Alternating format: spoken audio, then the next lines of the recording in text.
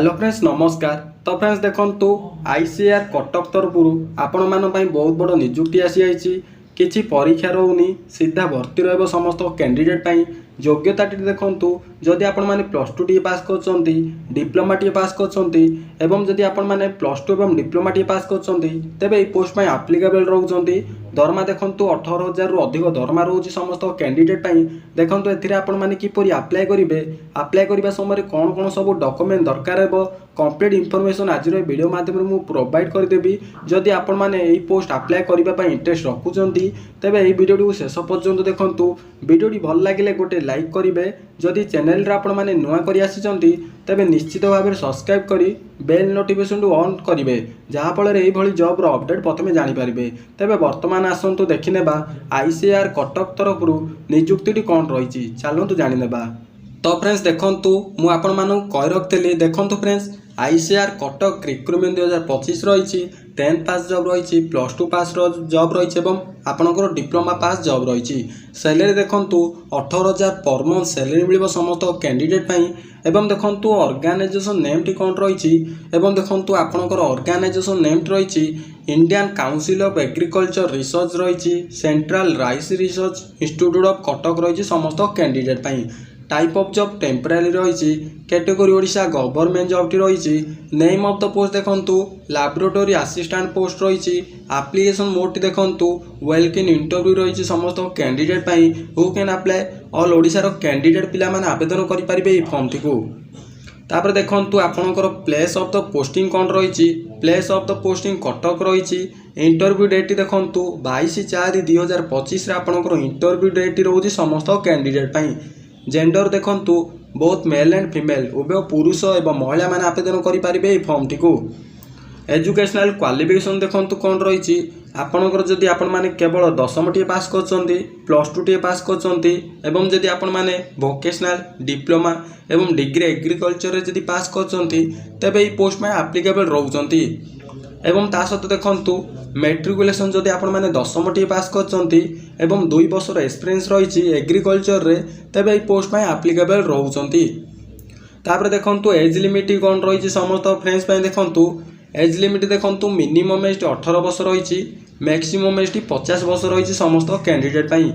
As relaxation T देखंतु आज पर गवर्नमेंट रूल अनुसार ओबी स्टूडेंट पय 3 वर्ष रही, एसटी एससी पीडब्ल्यूडी कैंडिडेट पय 5 वर्ष रही, एक्स सर्विसमैन कैंडिडेट पय 5 वर्षर एज रिलैक्सेशन टी रहउछि। PWD plus SC ST candidate पय 15 वर्षर एज रिलैक्सेशन टी रहउछि समस्त कैंडिडेट पय। सैलरी देखंतु कोन रही समस्त कैंडिडेट पय। सैलरी देखंतु लैबोरेटरी असिस्टेंट पय 18,000 पर मंथ सैलरी रहउछि समस्त कैंडिडेट पय। सिलेक्शन प्रोसेस देखंतु candidate selected by the process of welcome interview रहबो। प्रथम आपनकर गोटे छोटिया इंटरव्यू रहबो, तापर डॉक्यूमेंट वेरिफिकेशन रहबो। एई दुईटी स्टेप दे आपण माने सिलेक्शन रहउछन्ती समस्त कैंडिडेट पिला माने। ताबे देखंतु आपनकर एप्लीकेशन फीस टी कोन रहउछि, आपनर समस्त कैंडिडेट पय एप्लीकेशन फीस टी फ्री रहिछि। समस्त मागणार आवेदन करि परिबो, ऑल कैंडिडेट पिला माने मागणार आवेदन करि परिबे ई फॉर्म टी को। इंपोर्टेंट डॉक्यूमेंट देखंतु कोन कोन सब डॉक्यूमेंट दरकार रहउछि। आपनर क्वालिफिकेशन सर्टिफिकेट माने 10th +2 एवं diploma certificate, certificate indicating by the date of birth माने 10th सर्टिफिकेट दरकार रहउछि। 2 recent colour passport size photo दरकार रहउछि। कैश सर्टिफिकेट दरकार रहउछि। एक्सपीरियंस सर्टिफिकेट दरकार रहउछि समस्त कैंडिडेट पय। ताबे देखंतु आपनकर इंपोर्टेंट डेट देखंतु कोन सब डेट रही समस्त कैंडिडेट पय। डेट आपनकर देखंतु लैबोरेटरी असिस्टेंट पय 22/4/2025 रे आपनकर इंटरव्यू डेट रही समस्त कैंडिडेट पय। 10:30 AM रे आपनकर इंटरव्यू रहइबो समस्त कैंडिडेट पय। आपण माने से वेन्यू पर विजिट करंतु, तापर आपण माने 22 तारिख दिन आपनकर इंटरव्यू देकी आसी परिबे। तबरे देखंतु तळु स्क्रॉल करिवे, देखंतु आपनकर इंटरव्यू डेट रही। देखंतु इंपोर्टेंट लिंक रही समस्त कैंडिडेट पय। नोटिफिकेशन पीडीएफ लिंक रही, बायोडाटा फॉर्म लिंक रही, ऑफिशियल वेबसाइट लिंक रही समस्त कैंडिडेट पय। तो प्रथमे चलंतु जानि नेबा नोटिफिकेशन पीडीएफ टी किपर रही। क्लिक यूरो ऊपर क्लिक करंतु। देखंतु फ्रेंड्स नोटिफिकेशन पीडीएफ टी शो करिवो समस्त कैंडिडेट पय। देखंतु फ्रेंड्स गूगल व्हाट्सएप ओपन हो जाइछि। देखंतु ए होछि से नोटिफिकेशन पीडीएफ टी। आपण माने एई भली प्रोसेस माध्यम रे आपण माने पीडीएफ टी डाउनलोड करि परिबे। तापर देखंतु आपनकर बायोडाटा फॉर्म कौन रोची क्लिक ऊपर क्लिक करंतु क्लिक योर ऊपर क्लिक कर सारा पर फ्रेंड्स देखो गूगल ड्राइव रे आपनकर बायोडाटा फॉर्म टी ओपन रहिबो समस्त कैंडिडेट पई। ताबे देखो ये होची से बायोडाटा फॉर्म टी देखो ओपन रहिबो समस्त कैंडिडेट पई। जदि आपण माने डाउनलोड करबा को चाहउछन्ती एई भली प्रोसेस माध्यम रे डाउनलोड करि परिबे। ताबे देखो बायोडाटा फॉर्म टी आपण माने किपरि फिलअप करबे देखो प्रथमे केउ पोस्ट पई अप्लाई करछन्ती सेई पोस्ट नेम लिखिबे।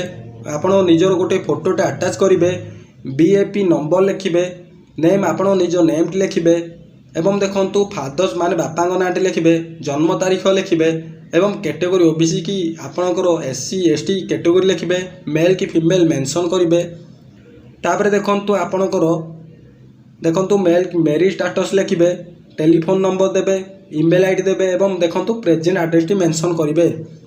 तापर देखो आपण माने ऑल क्वालिफिकेशन सर्टिफिकेट रो नंबर मेंशन करिवे। समस्त candidate by all qualification certificate mention करिवे।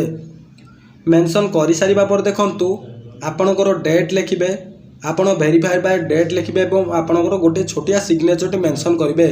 मेंशन करि सारिबा पर आपण माने सेही वेन्यू पर आपण माने विजिट करी आपण मानकर छोटिया इंटरव्यू देई आसी पारिबे। जदि आपण माने एई भली सब बेले जॉब रो अपडेट जानिबा पई चाहुचंती तेबे डिस्क्रिप्शन रे व्हाट्सएप चैनल रो लिंक अछि, से लिंक को क्लिक करी चैनल को जॉइन करंतु। तो मु आशा करूची आपण मानको वीडियोटी भल लागिथिबो। जदि आपण मानको वीडियोटी भल लागिछि तेबे वीडियोटी को गोटे लाइक करी चैनल को सब्सक्राइब करि दियंतु एवं यार डिस्क्रिप्शन रे पीडीएफ लिंक अछि। जदि आपण माने अप्लाई करबा को इंटरेस्ट रखुचंती तेबे डाउनलोड करंतु एवं चेक करंतु एवं अप्लाई करंतु। रहउची देखाबा आ गोटे नुवा वीडियो रे। जय जगन्नाथ।